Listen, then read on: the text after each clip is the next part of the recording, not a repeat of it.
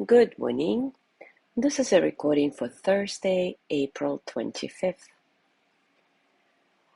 We have so far explored two of the four elements of building shame resilience.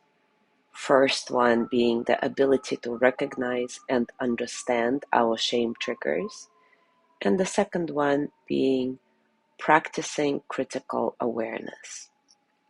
Today, we will start exploring the third element, reaching out. Brené Brown writes, "What I have learned from studying relational cultural theory is that we heal through our connections with others. The need for connection is within all of us, regardless of who we are, how we were raised, or what we believe. All of us fight hidden, silent battles against not being good enough, not having enough, and not belonging enough. When we find the courage to share our experiences and the compassion to hear others tell their stories, we force shame out of hiding and end the silence. When we don't reach out to others, we allow them to sit alone in their shame, feeding shame the secrecy and silence it craves. Just like we can't use shame to change people, we can't really benefit from other people's shame either. We can, however, benefit from shared empathy. And we don't reach out to fix or save others. We reach out to help others by reinforcing their connection network and our own. This increases our resilience by sharing our story and creating change. When we don't reach out, we actually fuel our shame and create isolation by separating and insulating. Brené Brown says that one of the benefits of sharing our story is experiencing what she calls knowing laughter. She defines knowing laughter as laughter that results from recognizing the universality of our shared experiences, both positive and negative. It embodies the relief and connection we experience when we realize the power of sharing our shame. Knowing laughter is not the use of humor as self-deprecation or deflection. It's not the kind of painful laughter we sometimes hide behind. Knowing laughter is acknowledging the absurdity of the expectations that form the shame web and recognizing the irony of believing that we alone are trapped and entangled in that web.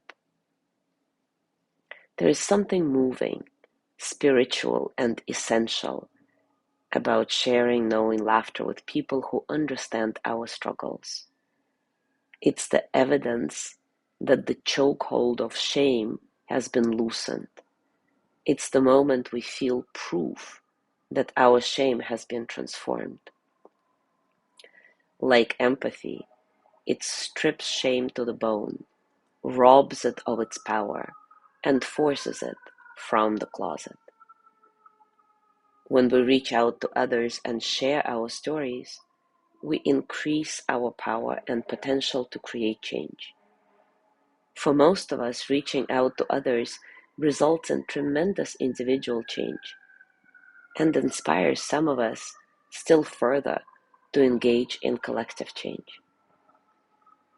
So today, let's do the practice of circle of loving kindness again to remind ourselves that we are never alone, that we have a beautiful community of like-minded people with whom we can share our stories if we choose to do so, with whom we can share this knowing laughter, hopefully.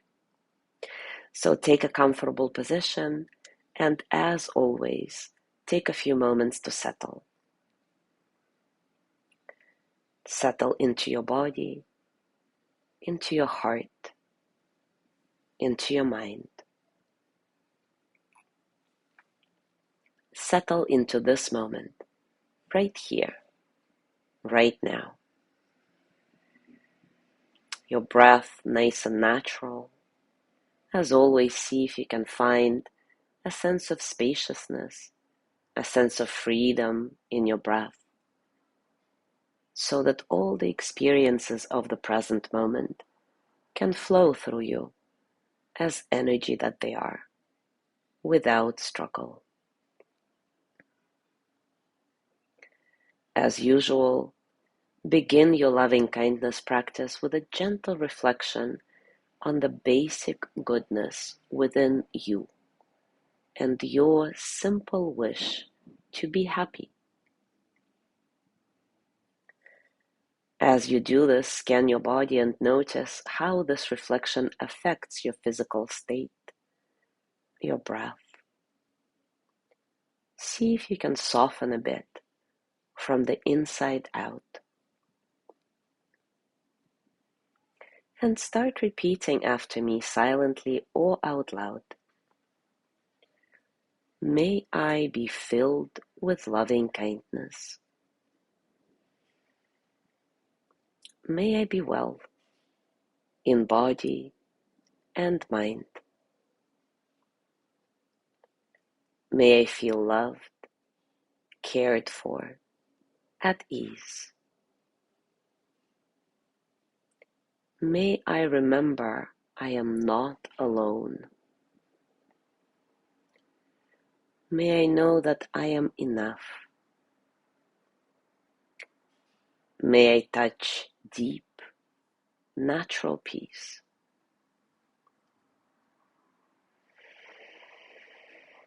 Now imagine sitting in the center of a circle surrounded by all the members of our Mindful Mornings Sangha, our spiritual community. We will now send loving kindness to each of our fellow practitioners. And as always, as you repeat the verse after me, allow yourself to receive their kindness as well, their good wishes sent to you.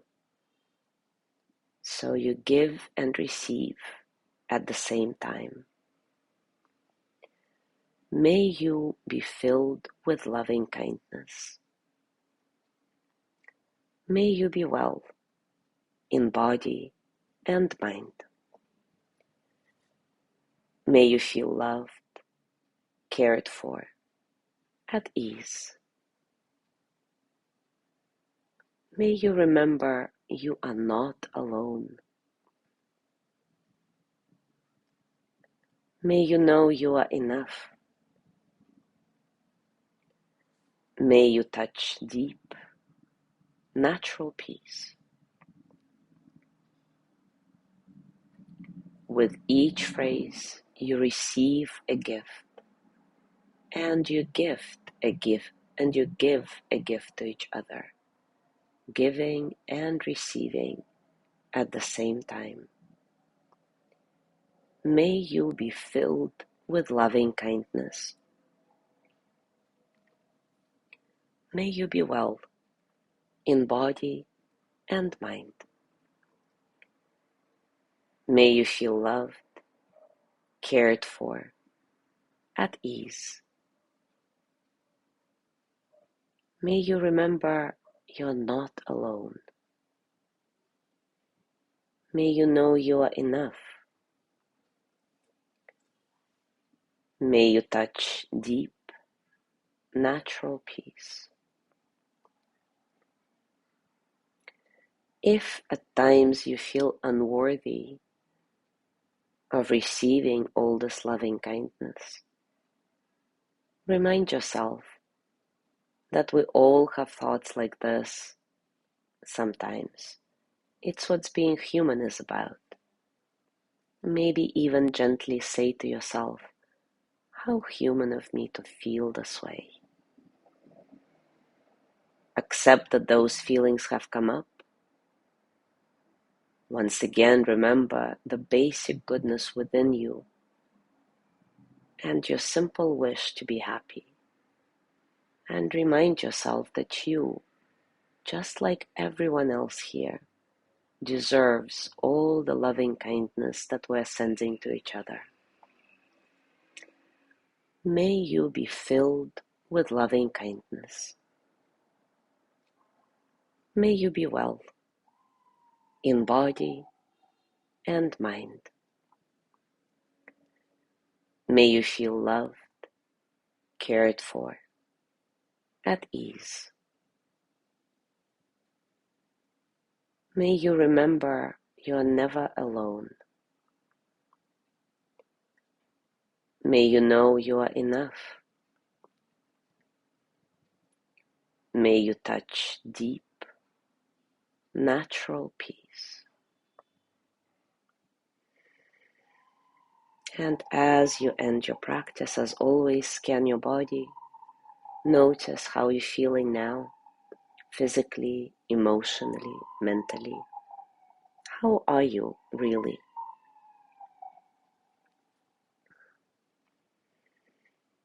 And as you go through your day today, I invite you to continue with this reflection. All of us fight hidden, silent battles against not being good enough, not having enough, not belonging enough. And the way we heal is through connection, through reaching out. So if you want to share some of your stories or thoughts around the subjects we're discussing, please do so. All of your stories, all of your thoughts, all of your musings are always welcome and very valued. Thank you so much for being here today. Have a gorgeous day, and I will see you tomorrow.